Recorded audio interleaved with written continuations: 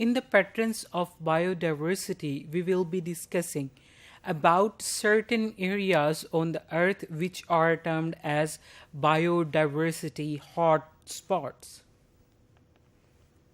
So, what does it mean to be a hotspot? That means there are much more species of organisms at that particular point in space. Species richness. What is species richness? The number of organism or number of species in a particular area is called species richness. The Amazon basin contains approximately 90,000 flowering plant species, whereas the equivalent area in Africa and Southeast Asia contain only about 40,000 each. So that means there is much more species richness in the Amazon basin, and we can call the Amazon basin as the biodiversity hotspot. So there appear to be certain areas of the world that are exceptionally rich in species, and these are termed as biodiversity hotspots by the conservationist Norman Myers. So Norman Myers was a scientist who first of all termed these areas of high biodiversity as the biodiversity hotspots, and he originally proposed 10 hotspots. So his proposition of hotspots were based on the plant diversity. So largely identified on the basis of plant diversity, based on the idea that if the vegetation is diverse, all else will follow. So he said that if there are much more plants in there, there might be much more biodiversity following the plants. But this is not always true.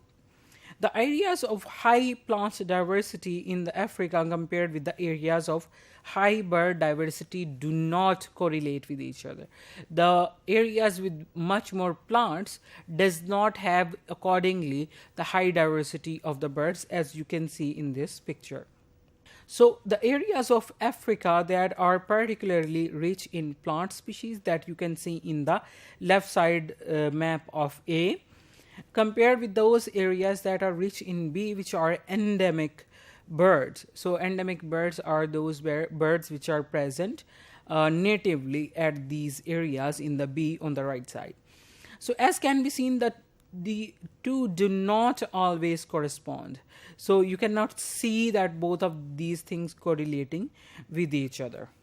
So the original work of Meyer have been developed and expanded, and the location of 25 of the hottest spots for the biodiversity on Earth based on a consideration of many of the better known group of organisms. So we have identified 25 such hotspots, or the areas with the high species in density or the biodiversity, which we have seen, and these are divided into 25 such areas. So here the location of areas of exceptionally high biological richness, biological hotspots in relation to human population density from Thinkota et al. So you can see that wherever the blue circles are, these are the areas of the wilderness. These are not the areas where human population is there, or these are the national parks. And then there are the areas which are having the encirculation of the black line. These are the biodiversity hotspots, and you can see this map in certain shades of gray. These gray areas are actually corresponding to the human intensity in these areas. As you can see in the United States of America, on the east coast you can see much more population density as compared to the west coast, and as you can see in the sub-Saharan Africa, you can see much more diverse intensity of the gray color. So that means there are much more humans here. But on the northern Africa, you cannot see so much human population, and you can see the Southeast Asia as well as which is China and India. You can see the highest shades of gray, which are corresponding to the high human population there. And you can identify the 25 biodiversity hotspots in this map, and one of those is shown in the southern Pacific. So, we know that the biodiversity can be oceanic in origin as well. So, in the southern Pacific or on the western Pacific, you can see the areas of high biodiversity, which are the biodiversity hotspots. So, all the land surface area of the hotspots together comprise only 1.4% of the Earth's terrestrial total. So, that means it is 1.4%, but it contains about 44% of world's vascular plants and 35% of vertebrates from 4 main groups.